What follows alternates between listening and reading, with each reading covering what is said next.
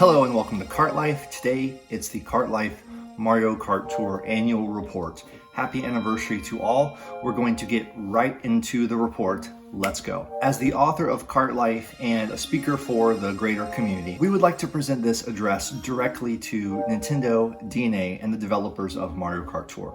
In developing and continuing what is by any measure a successful and game-changing iteration of one of Nintendo's most long-standing and beloved IPs, Mario Kart. These are our observations here at Kart Life, based no doubt in part by some personal bias as a longtime super fan of the franchise, but also as a community leader who has observed, analyzed, and studied the game's development since its launch. And today's report is bolstered by a survey of over 500 of the most diehard Mario Kart Tour players. And among those players most devoted to the game, nearly 78% of them said that Mario Kart Tour improved in year 2. There were tremendous improvements and developments to the game, and we will discuss them today. We're going to look back at what worked best, what didn't quite work as much and left some players disappointed, and then we'll be setting our gaze toward the future and year 3 of Mario Kart Tour and what's to come. If you've watched this channel, you're no doubt familiar with some of our more ambitious and romantic hopes for this game, including countless conceptual ideas and propositions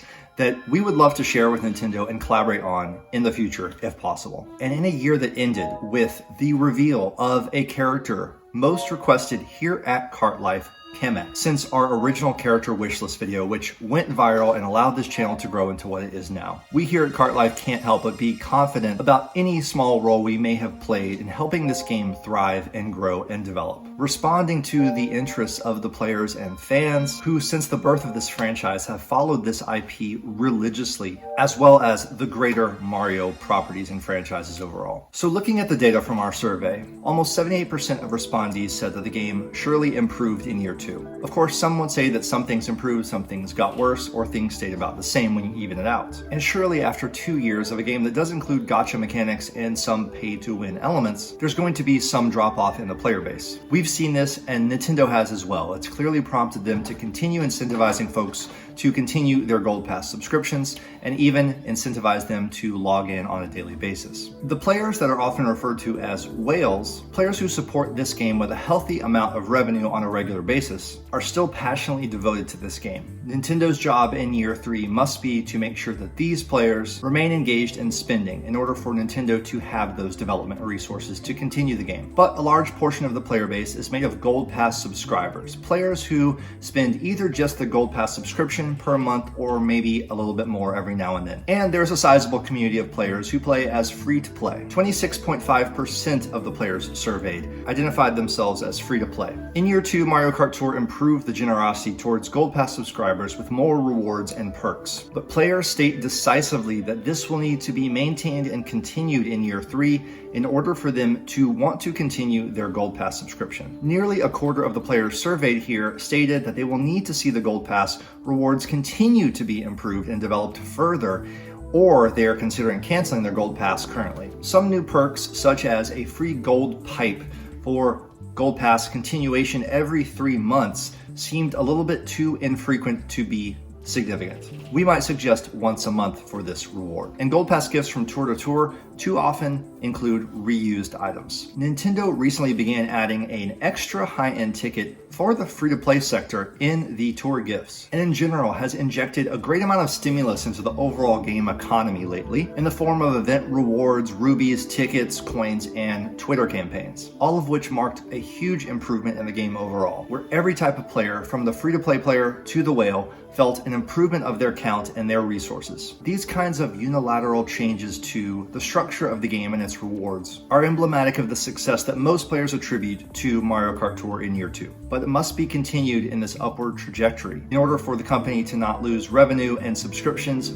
nor the passion of the player base. The game has seen many other features and improvements in year 2. The tier shop was added, allowing players to cash in on an extra ticket or a clutch high-end item that might help them clinch a ranked cup win. The Today's Challenge pipe turned the daily logins from a dull daily notification into a race-based RNG roulette that could surprise players on any given day with high ends, rubies up to 45 rubies, and thousands of coins. The Total Points Challenge card provided even more additional rewards for the players who wanted to push their playtime and scores to the next level. We would love to see this developed even further to offer even greater rewards to players who want to push their game to the absolute limit. Kart Pro offered a tactical and humbling challenge, as well as a substantial amount of rubies and some bragging rights for the players who have the fortitude to master the multiplayer mode. A mode that this game continues to develop and prioritize. Gold Pass renewal rewards and increased greeting coins between friends were very well received by the player base. The Skill Plus feature was no less than game-changing for players on their quest to attain the highest possible scores in ranked and in global competitions. Level 7 was introduced to the game, and despite being dreaded initially by the player base,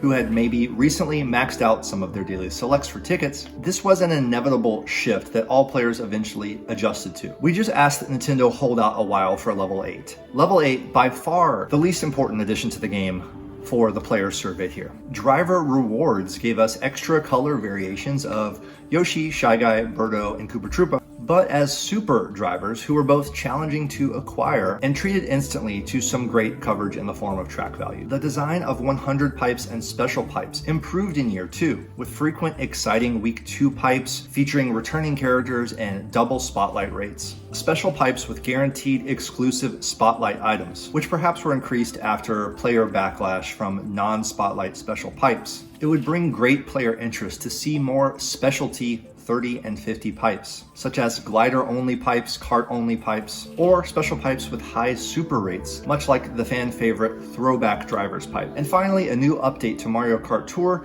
set the stage for what hopefully will be great development to come. This update included past tour stats, a primitive and rudimentary example of what could be done with player data, showing just a sliver of the potential that this update could hold with new user interface improvements going forward. The most egregiously needed being track details, where players can view favored and favorite drivers, karts, and gliders, as well as personal track records at the click of a thumbnail. But the most refreshing, surprising, and significant improvement that came in year 2 was by far a surprise 1.5-year anniversary celebration spanning 3 tours and 6 weeks that hyped the player base to unseen heights, bringing additional rewards, challenges, bonuses, and lastly, a mystery track new to the Mario Kart franchise just a few months after the first original Nitro track for Mario Kart Tour, Merry Mountain, premiered in the holidays of 2020. Merry Mountain and the 1.5-year anniversary track Ninja Hideaway were more than any player expected from this game and became instant, iconic, all-time favorite tracks for Mario Kart players, causing the legions of Nintendo fans who dismissed Mario Kart Tour as a mobile game to writhe in jealousy. These were unprecedented and outstanding additions to the game, and we should be so lucky to continue to receive original Nitro tracks from Mario Kart Tour on a biannual basis going forward. We need not look to any data or poll results to know that the Ninja Tour featuring Ninja Shy Guy, the first high-end boomerang driver, something players had wanted ever since the discovery of the Kart Life named boombox technique, and the surprise addition of Gold King Bob-omb. This tour surprised and delighted the player base, and these tracks were stunning works of design that surely took great effort, time, and work from the game's developers. Players most devoted to the game do sit and ponder how developer resources are split between, on one hand, complex and ambitious track designs like Ninja Hideaway, while other aspects of the game call for more development, leaving some to be desired, including seemingly simple UI improvements, bug fixes, or the infrequency of new character models being brought to the game. The 1.5-year anniversary was bigger than the first anniversary, which suggests that Nintendo is growing and expanding and improving the game over time. In fact, players were surprised to get another 3-tour celebration in the summertime celebration. While the summertime celebration did not include an original Nitro track, it did bring a reimagined version of a Game Boy Advance Mario Kart Super Circuit track, Cheep Cheep Island, which was beautifully executed and well received by fans. The arena of Game Boy Advance track updates provides great potential for Mario Kart Tour specifically. These short and flat tracks seem easily adaptable for the mobile game, and in each instance, beginning with Sunset Wilds last year, the game designers have gone above and beyond to transform these simple terrains into fully fleshed environments with added elevation and atmosphere. These glow-ups of forgotten Mario Kart tracks from the past are less ambitious than porting in a Mario Kart 8 Deluxe deluxe track to be sure, but are nonetheless satisfying additions to the game that have great potential for the future, in a way that could continue to give new life to forgotten Mario Kart tracks such as the jungle-themed Riverside and Lakeside Park, fan favorite Sky Gardens, and my personal favorite, the rainy and abandoned airfield of Luigi Circuit. Players may have been expecting another 3-tour celebration for the game's second anniversary. When that didn't take place, it became evident that perhaps soon other seasonal celebrations were to come. And sure enough, Nintendo followed the second anniversary tour with the announcement of the autumn celebration. These celebrations are inspired and successful ways to keep the player base interested in the game during what would normally be considered long down periods between other established events and occasions. Mario Kart Tour leaned heavily on SNES and remix tracks during year 2. Originally a refreshing idea back in the Mario Bros. Tour of year 1, the remix tracks are clearly a creative way to stretch more content from existing building blocks. But the repetitive use of SNES and remix tracks has become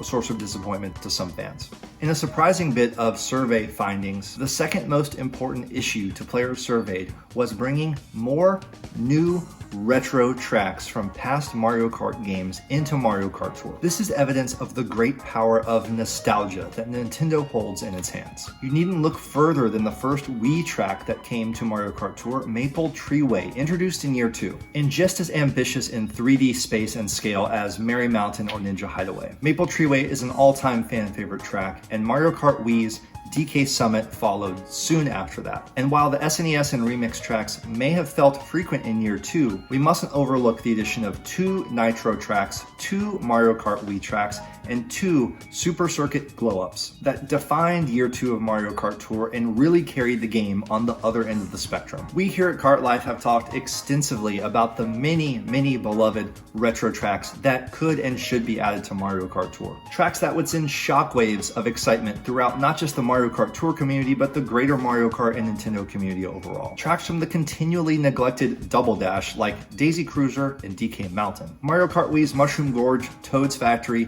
and the infamous and ever-requested Coconut Mall. Any desert track from a past Mario Kart game, and if possible, the hitherto untapped potential of bringing in a track from Mario Kart 8. These anti-gravity infused tracks might be too ambitious to bring into the 3D space of Mario Kart Tour and its track designs, but surely we could see a slightly simplified version of a track like Sunshine Airport, an addition that would hit the thematic bullseye for Mario Kart Tour, a game about racing around the world. But whether it's any of these tracks or any of the remaining Mario Kart 64 tracks like Wario Stadium and DK's Jungle Parkway, nostalgia gold mines for Nintendo here, there's no doubt that continued retro tracks coming to Mario Kart Tour would be one of the surefire ways that Nintendo can keep the interest of the fans in the player base. And of course, with tracks, we must discuss city tracks. Due to the somewhat confusing timeline of the first anniversary tour and when it hit on the calendar, Los Angeles laps came just before and thus is in a no man's land between year 1 and 2. After Los Angeles, there were only 2 city track families released in year 2. Berlin and Sydney, and both were fantastic. Having just gotten to revisit these cities all together in the second anniversary tour, we're reminded of just how much care and detail was put into these track designs from the developers. Even with their hit or miss variants, they're stunning, they're filled with cultural Easter eggs, and they've brought some of the best game music to Mario Kart Tour. But they're perplexingly rare. In fact, many players have reported they would love to see the city tracks integrated regularly into Mario Kart Tour, something the game did toy around with in year 2. It's odd that Nintendo titled these revisits as Paris Tour and Los Angeles Tour once again, instead of creative retitling such as the Honeymoon Tour or the Baseball Tour in this case. There are many thematic lenses that could be put over any of these city tracks, lest the player base start tiring of repeated tours, a trend that unfortunately developed in year 2 with these city tours and another trick tour. However, if this implies that Mario Kart Tour is working on a multi-year game plan,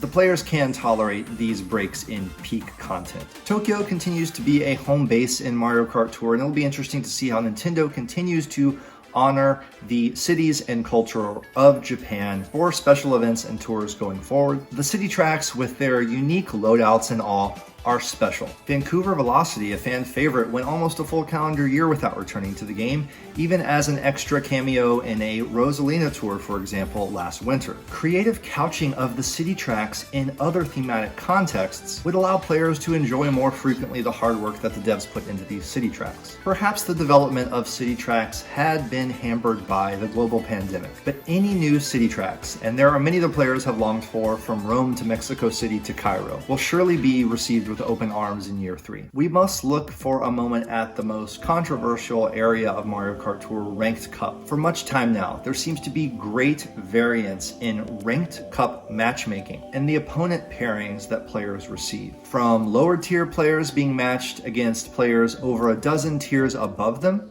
to top tier players receiving a leaderboard filled with computer simulated bot accounts with no actual scores to compete against. This seems not just backwards and imbalanced, but simply wrong. In this report, we wouldn't dare to suggest specifically how Nintendo might improve the Ranked Cup algorithm, for it's too complex a house of cards. But if we were to venture a suggestion for the ranked mechanics at large, we would love to see matchings within a smaller radius of nearby tiers, rather than 10 or more. This would give players a greater incentive to use their coveted resources that they've earned in the game, thus needing to acquire more resources, which means greater revenue for Nintendo in the form of rubies for pipe pulls and coins for tickets. And limiting the tier up mechanic to only the first place position as opposed to the top 3 would put an end to the problematic bottlenecking that occurs when all players in the top 3 all advance every time. A more controlled and precise tiering up mechanism would actually provide a wider breadth of data with players more spread out. This could give Nintendo the ability to provide pairings with greater accuracy. And to go one step deeper, if there is an algorithm to be improved in ranked matchmaking, Nintendo may already be working on improving it. And if it can be improved, players feel that it must be improved. We ask that Nintendo put resources into improving ranked matchmaking to whatever extent they can. And if possible, help players understand more clearly how ranked matchmaking works in your own words. For after all, no game is fun to play when the player does not understand the rules or the terms. Nintendo's default explanation of ranked matchmaking is that players are matched with other players of similar skill. But with Ranked Cup such an essential linchpin of the game's mechanics and economy, this explanation is vague and insufficient. For this issue remains the most frustrating for many players of the game and has for the past 2 years. Problems with ranked matchmaking were virtually tied as the second most important issue to players surveyed. Nintendo could do well and earn even more trust and devotion from the player base by improving and acknowledging this in whatever ways they can. Nintendo could also do well by taking advantage of opportunities to tie in with other major Nintendo releases. In 2 years, we've seen limited tie-ins with other Nintendo releases. King Boo from Luigi's Mansion 3 and the original Halloween Tour, Builder Mario from Super Mario Maker and the Trick Tour, and recently the Cat Tour, a Super Mario 3D World tie-in. But despite adding a successful and exciting new item to Mario Kart Tour, the Cat Tour did the bare minimum in terms of tying in to the release of Super Mario 3D World. Considering how many ideas could have been huge successes across platforms, particularly any references to Bowser's Fury, a huge point of excitement for fans at the time, and Super Bell Subway would certainly have been a more inspired track to build for Mario Kart Tour rather than presenting yet another Donut Plains. In addition to Bowser's Fury, tie-in opportunities were completely missed for Paper Mario the Origami King, Super Mario 3D All-Stars, and most recently, WarioWare. These could be hugely successful opportunities for Nintendo to cross-promote with other major releases and franchises. As Nintendo launched another entry in the beloved WarioWare entry, not only did we not see a Wario Tour in Mario Kart Tour, but we've been without a Wario alt in Mario Kart Tour for over 1 year now. And if we look at these iconic characters who have always been essential to Mario Kart and Nintendo overall, perhaps no character has been more neglected in Mario Kart Tour than Donkey Kong. This character, beloved by so many in the Mario Kart Tour community, has yet to receive a high-end character alt. It came time for the Bowser vs. DK Tour, one of a series of clumsy and convoluted rally tours. The player base was shocked that Nintendo did not take advantage of this opportunity for a DK alt. In fact, they chose to have no new driver at all, which on top of being a concerning precedent to some, was an insult to injury for DK fans. Nintendo has decided to prioritize Mario and Peach alts in Mario Kart Tour. The only explanation here must be that Nintendo sees greater revenue from rubies bought and spent on pipes that pertain to Mario. But this doesn't square with the fandom clearly present in Nintendo's fan base for these iconic supporting characters such as DK, Waluigi, and Wario. We're confident that when these character alts are finally unveiled, Nintendo will see spending data that matches this player enthusiasm. This data was surely noted on Nintendo's end when Mario Kart Tour finally released Kamek at the tail end of year 2, fulfilling the dreams and manifestations of this author here at Kart Life and providing perhaps the most excitement this player base has seen in the 2 years of the game. Without having access to Nintendo's data, it would be hard to imagine that any other character yielded as many pipe pulls and as much ruby spending as did Kamek, still a relatively obscure character to many players. By giving him the Coinbox special skill, Nintendo ensured that this character release would be a tremendous success. Coinbox, it should be noted, maintained its dominance in year 2 at the center of Mario Kart Tour's point scoring paradigm, with Coinbox drivers being added or, in the case of Gold King Boo, given away at a steady pace. This has caused a certain sense of Coinbox fatigue within certain factions of the player base, particularly as Coinbox drivers earn value on tracks previously held by other non-Coinbox skill drivers, in turn devaluing other drivers and their special skills. To some extent, this may be unavoidable, or perhaps it could be balanced by continued new tracks, offering value to a wider variety of drivers and special skills as we go forward. But Kamek's arrival to Mario Kart Tour was a watershed moment, perhaps a nod to the devoted fan base of the game. And if we here at Kart Life had any effect on the addition of Kamek to the game, all we can say is we would love to continue to engage directly with you, Nintendo, and the developers about developmental ideas and other concepts should you choose to reach out and collaborate. But in the lead up to Kamek, Nintendo went nearly a full year without a single original character added to the game, the SNES variation of Donkey Kong Jr. aside. When Nabbit and King Bob-omb came back to back in the summer of year 1, this once again created reverberations of excitement throughout the entire Nintendo community, with skeptics of the mobile game nonetheless calling Mario Kart Tour's roster the best in Mario Kart history. And after these 2 original characters,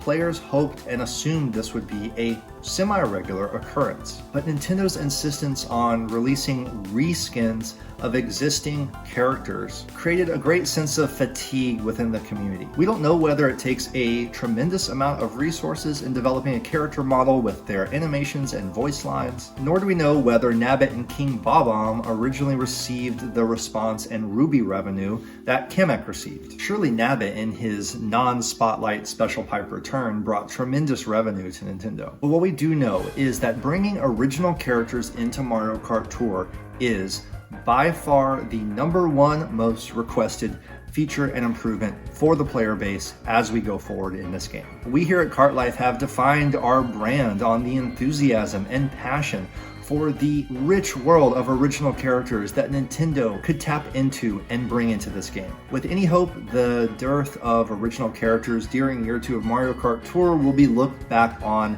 as an anomaly or a fluke, with Kamek ushering in a year 3 defined by more frequent original characters who have been waiting years and years for their chance to race. Toadsworth, Cranky Kong, Egad, Ninja, and returning Mario Kart drivers from the past waiting in the wings, Wiggler, PD Piranha, Paratroopa, and Honey Queen, among many others proudly presented in Kart Life's character wishlist videos. Following Kamek with Yoshi Kangaroo, another high-end boomerang driver, a 2nd anniversary tour with special pipes filled with colorful Mark IIs, and the announcement of the Autumn Celebration featuring possibly the most wanted Mario alt, Tanuki Mario. The segue into year 3 is off to a strong start. Some players may find themselves wanting the exciting content to slow down, with their rubies and coin drained at these amazing offerings. And with the foundation of this new update and the Autumn Celebration, perhaps Nintendo will be giving players more ways to earn these resources going forward,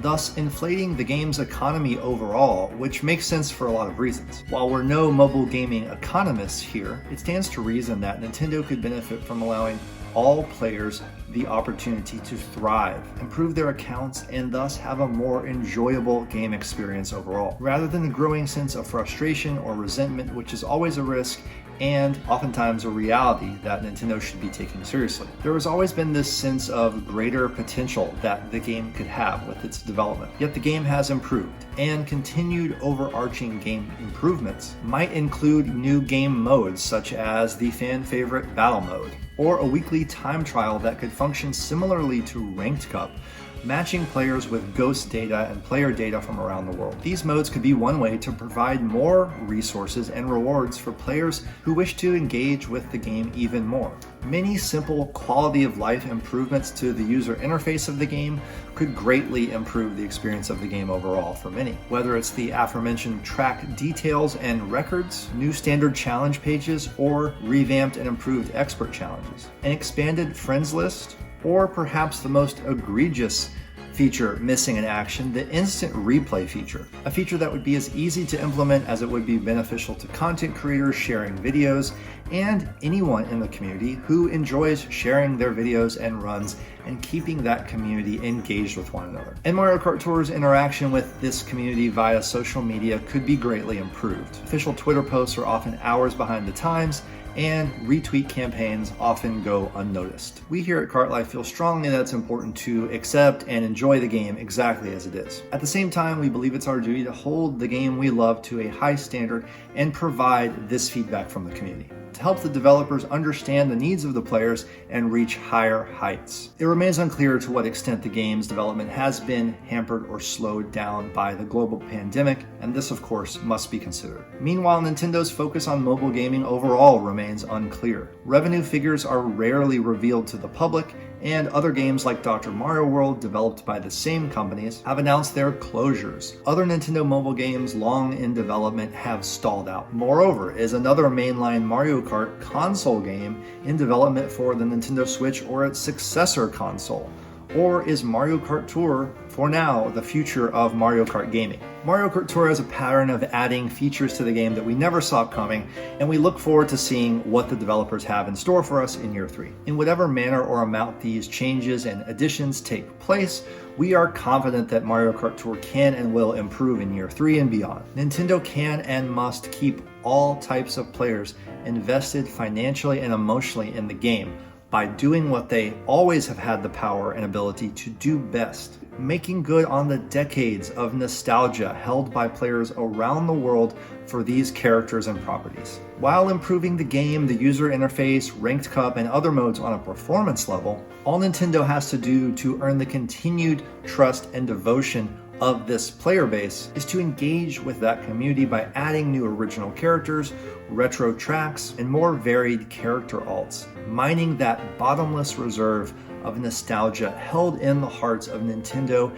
and fans of Mario Kart and its history since '92. And that'll do it for the annual report. Thank you for coming today. Nintendo and DNA, if you're listening, thank you for taking the time. And I hope I did right by the community by representing some of this feedback, as well as our own hopes and dreams here at Kart Life. Get in touch with us if we can collaborate together. To the rest of you all, happy anniversary. Enjoy the autumn tour and the autumn celebration. We'll see you in the next video. Full results of the survey to come in a stream for you all. Until then, take care, stay home, stay safe, and be kind to one another as always. Thank you for coming today.